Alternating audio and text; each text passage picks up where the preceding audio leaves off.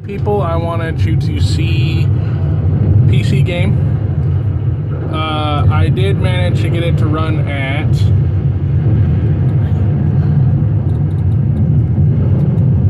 4K without flicker. Yeah, there you go. But no matter what, also even at lower resolutions on all games, there is wicked screen tear. And if you try turning on VSync, it just lags out the whole system. I mean, it'll play, but it won't play. Watch. I will show you. That's what it looks like at 100 and something frames per second too. That's like really good. See, this is with VSync off. It's like super teary. Now what? Watch. I won't change any other settings but VSync. Okay, here we are. Everything's the same, but I'm going to turn VSync on. We'll just turn on double buffer.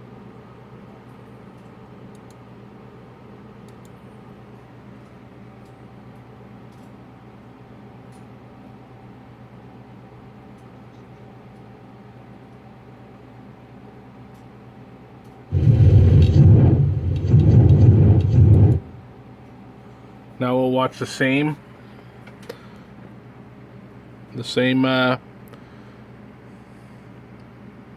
benchmark. Sorry, I'm tired. It's like 2 a.m.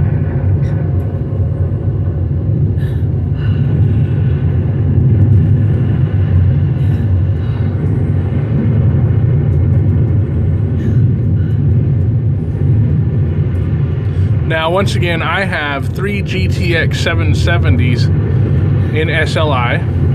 I have Intel 4770K i7, 1500 watt PSU, 14 terabytes of secondary space, 3 SSDs in RAID 0 for my primary drive, 32 gigs of RAM. So I am not short on being able to run this. My hardware settings are more than capable. And my 770s are 4 gigabytes of VRAM.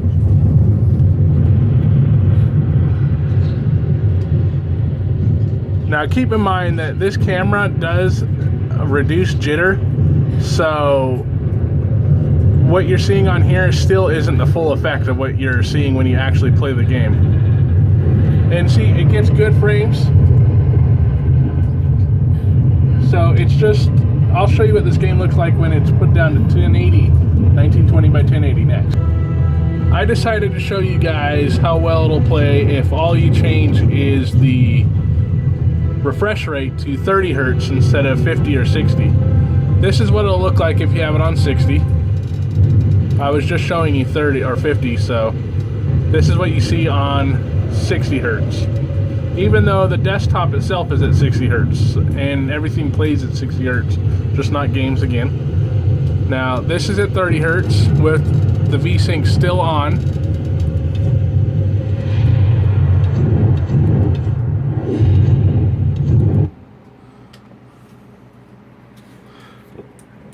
If I'm correct, the jitter and everything will be eliminated, the screen tearing will be eliminated, and it'll play smoothly, but at 30 hertz. Which is terrible for PC games, and games in general, but then I will next show you 1920 by 1080. See that? Screen tearing's gone, the jitters are all gone.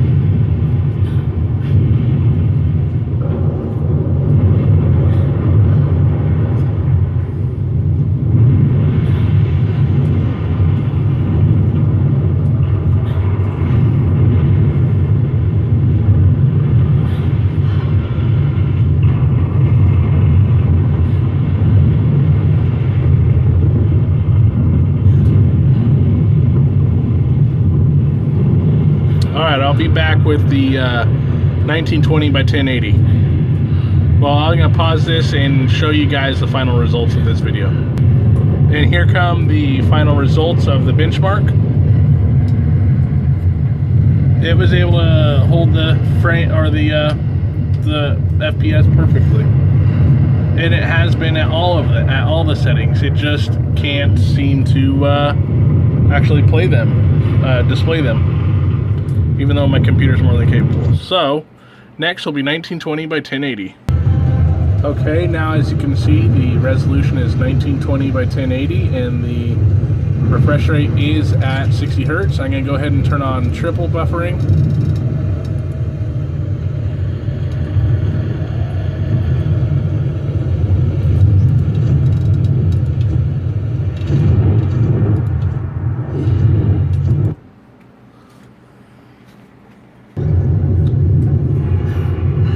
Perfectly smooth, fluidic.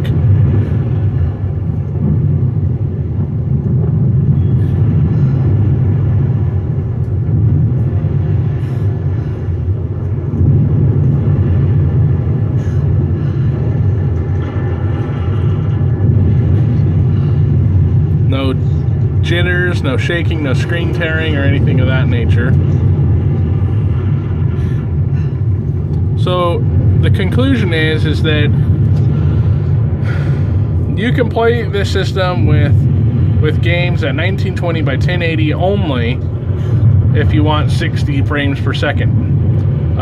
You might be able to get it to run at 4K resolution at 30 frames per second just fine too for most games if you have powerful enough graphics cards. And you might, and this is a big might, be able to get it to run at 4K at 50 frames per second, but I believe it will be jittery no matter what you have. I still do not believe that if you're looking for this monitor as an option for 4K gaming, or this TV, sorry, it's not a monitor, I guess, this is not the way to go. I would get an actual computer monitor, but that's my mistake. Live and learn. So, thanks for watching this extended PC game settings review of the Samsung 55-inch 4K curved display. The 6700 is what this is. 67,000 or something. The title will have the name. Ladies and gentlemen, I am looking at the TV that I purchased on Amazon. I actually am going to be shipping this back and getting a different TV. But I am noticing that it says right here that it has a refresh rate of 120 CMR, which I know is not actual refresh rate of the TV, but that does mean it should see clear motion rate is what that stands for. And that means it should be capable of something a little bit higher than 30 frames per second when I play games, which is frustrating. I really don't know what TV to get now in order to actually have at least 60 frames per second for gaming. I'm looking at purchasing the 7100, which is this one, or the 7500, depending on the price. But I might buy a used, I believe this is the 7500, yeah. I might buy a used,